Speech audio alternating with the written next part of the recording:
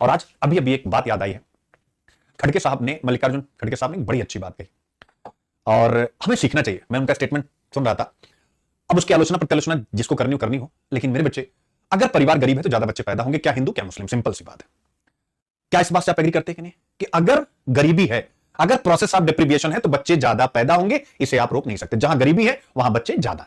उन्होंने ये बात नहीं बोली थी, उन्होंने अपने और अपनी कि मेरे इतने बच्चे हैं, उन्होंने इस टाइप से कुछ कहा था, उन्हीं को कोट करता हुआ मैं आगे अपनी बात कह रहा हूं कि गरीबी है तो बच्चे ज्यादा होंगे। कैसे होंगे, अब आइए जरा आपको समझाता हूं। यूपीएससी ने इस पर क्वेश्चन भी पूछा। क्या प्रश्न पूछा है कि निर्धनता जनसंख्या वृद्धि का कारण है या जनसंख्या वृद्धि निर्धनता का कारण, पूछा है कि नहीं पूछा?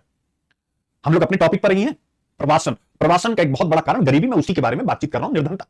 तो निर्धनता कैसे जनसंख्या वृद्धि का कारण, पहले इस पर आते हैं। तो अगर आप गरीब हैं तो क्या परिवार नियोजन के महत्व को समझ पाएंगे? बिल्कुल नहीं समझ पाएंगे। एक, अगर आप निर्धन हैं तो क्या आप अपने बच्चों की, अरविंद केजरीवाल साहब के शब्दों में, दवा और दारू उपलब्ध करा पाएंगे? उन्होंने दिखा कि नहीं भाई दारू नहीं, तो ठीक है दारू आप भी हटा दीजिए, मैं मस्ती बोल रहा हूं, ठीक है। तो क्या आप प्रोसेस ऑफ डिप्रीविएशन से निकलने के जो 6 महीने बताए हैं कि अच्छा न्यूट्रिशन, फिर उसके बाद हेल्थ केयर, एजुकेशन, इसके लिए आप दिला पाएंगे? तो अगर आप निर्धन हैं तो आप सबसे पहले परिवार नियोजन के साधनों का महत्व नहीं समझते। दूसरा, आप अपने परिवार को स्वास्थ्य सुविधाएं, उनका संरक्षण नहीं कर पाएंगे। शिशु मृत्यु दर सबसे ज्यादा कहां पर है? वंचितों में, ना भाई। तो अब उस गरीब व्यक्ति को पता है कि यार ये बच्चा पता नहीं कब तक जिएगा, तो क्या 2-5 उनके लिए जरूरी नहीं है?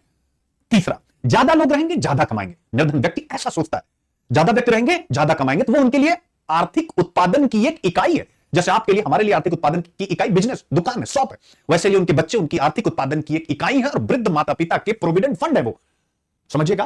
रिटायरमेंट के बाद जो कोष वगैरह मिलता है वो उनके कोष है। अभी मत कहिए सर मुंबई में रहते हैं तो सेवा नहीं करते, वो सब अलग बात, हर जगह ये कहानी है। तो इसका मतलब है कि निर्धनता जनसंख्या वृद्धि का कारण है और जनसंख्या वृद्धि निर्धनता का कारण है। क्योंकि अगर जनसंख्या ज्यादा, उस परिवार पर संसाधन पहले से ही कम, संसाधन और कम, अब संसाधन और कम, डिस्ट्रीब्यूशन सबके बीच में बेहतर हो नहीं पाएगा, सबको अच्छा स्कूल मिल नहीं पाएगा, परिणाम क्या होगा? परिवार फिर से निर्धन रह जाएगा। लेकिन इस बात से क्या आप एग्री करते हैं कि नहीं, कि एक्चुअल में निर्धनता ही सब समस्याओं की जड़ है। इसलिए चाहे हिंदू हो, चाहे मुस्लिम, या किसी भी सिख, ईसाई, बौद्ध, जैन, जिस सोसाइटी में निर्धनता ज्यादा है, वंचितता ज्यादा है, उस समाज में गरीबी ज्यादा रहेगी। सिंपल सी बात है।